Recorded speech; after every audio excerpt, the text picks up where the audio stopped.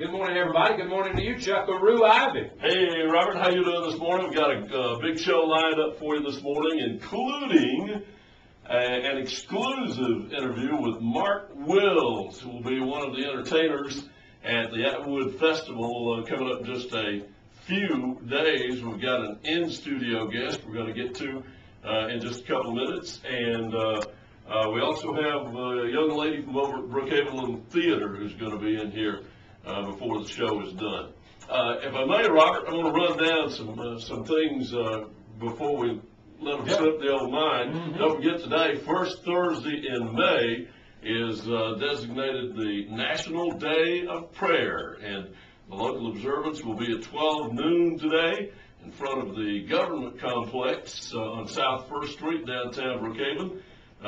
Hopefully the weather will cooperate. If it's raining, it will be moved inside the building at the government complex. So the observance of the National Day of Prayer will be held, rain or shine. Also today, the Columbia Lions Club is having a fish lunch benefit.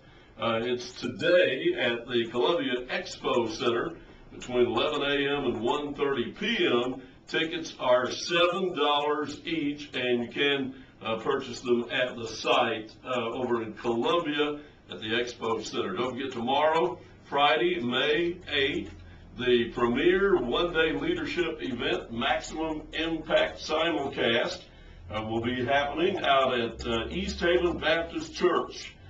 And it's the Southwest Mississippi Leadership Symposium. If you'd like more information, you can call the Brookhaven-Lincoln County Chamber of Commerce today. That's going on all day long tomorrow out at East Haven Baptist Church. Coming up on Friday, the spray parks here in the city will have their ribbon cutting ceremonies tomorrow at Bicentennial Park up on Main Street at 3:30, and then at the City Park over on Hartman, that'll be at 4 o'clock tomorrow afternoon, the ribbon cuttings for the spray parks. Also, there will be a ribbon cutting at the Inez 101 Saloon, just across a salon, not a saloon, a salon right across the tracks from us on May the 11th at 10 a.m. Those are some of the main events coming up. A saloon, I guess we'll sidle over there, go through the bat wing doors, Robert, and tie our horse up in front to the salon over there at the Inez. Back to you, Robert. I also want to let you know that the next time you're online, Facebook.com, Super Talk Brookhaven has set up our page there, and we'd like for you to join up with the friends list at Super Talk Brookhaven on Facebook.com. It's kind of one of the new waves that Chuck has got all the details. Yeah, I'm all over it, man. But it's one of the newest and latest gadgets out there. Pretty neat. A lot of folks signing up with Facebook accounts, and we hope that it's free. You can sign up for free, and we hope that you'll log on and do that and search Super Talk Brookhaven, and we want you to be one of our friends. It's always good to have friends, and one of our friends in the studio is part of our new business spotlight here on Thursday Open Lines. And by the way, Thursday Open Lines presented by Bank of Brookhaven each week. We appreciate their sponsorship and appreciate them making the show possible each and every week. Our guest on the microphone on Thursday Open Lines today, our first guest is Mr. Michael Campbell. Mr. Michael, good to have you in here. You are with Reliable Arms, Firearms, and Law Enforcement Supplies, one of the new businesses in Brookhaven. Tell us a little bit about what you guys are doing and where you're at. Well, good morning, Robert and Chuck.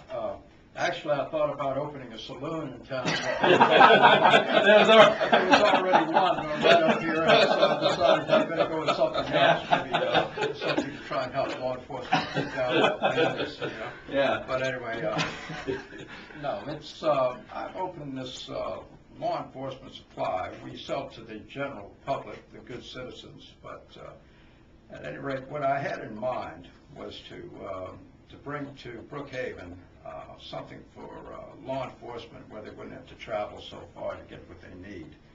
There are a lot of things that makes the job of law enforcement more interesting and sometimes a little easier and in some ways safer. The departments, the agencies supply everything the officers need, but every once in a while, like anything else, there's a little something you want to add of your own, kind of give it your own flavor. And there are some things in there that, like I say, the officers enjoy having. They might not necessarily absolutely need it, but it's something that just brings a little spice to their jobs. And also, we all know that officers don't make a whole lot of money. You don't get involved in law enforcement to get rich, but I have decided, being involved in law enforcement myself, that I could perhaps help these guys out by bringing, I think, exceptional prices and working with the guys to see that they get what they want. And I've got a lot of friends, and it's very gratifying to be able to help them and see them. And I told my wife, Mary, that it's kind of like selling electric trains. You know, I have another business where I sell medical equipment, and we do sleep studies, and these are things that people need, but they don't necessarily want. Right. Whereas at Reliable Arms, we're selling things that people want. Right.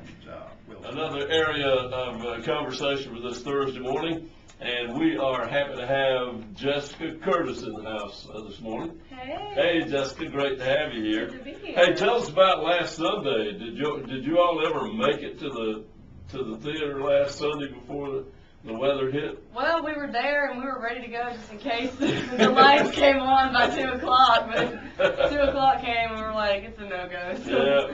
Yeah. And in case any of you missed it, they had at Brookhaven Theater had a Sunday matinee, a performance scheduled of Wizard of Oz, and of course the stormy weather hit mid-morning and caused a lot of havoc here in the community for the rest of that day, and they ended up having to cancel, but never fear, you still have 3 more opportunities to see this great show. Jessica, what role are you playing? I'm the Wicked Witch of the West. Oh, Wicked Witch. How did the first couple of performances go? Oh, they were great. They were sold out. We were all a bundle of nerves, and the crowd was in great participation and singing with us, and it was so much fun. It's an amazing thing. I've been here over 30 years, and if they want to have a sold-out house at Brookhaven Theater, all they have to do is a musical. Exactly. There's something about... And Joanna knows how to pick them. There's something about a musical that just draws a huge crowd every time. Tell me about the music in the show. I know Marvin kind of rearranged some of the music. How has that been performing? He was up till, I know it 2 weeks straight, he was up till 6 a.m. working on that music. He took great pride in that, and it turned out so good. That added, I love his tornado scene when she ends up in Oz. That's one of the best parts of the whole play, because it makes you feel like you're there.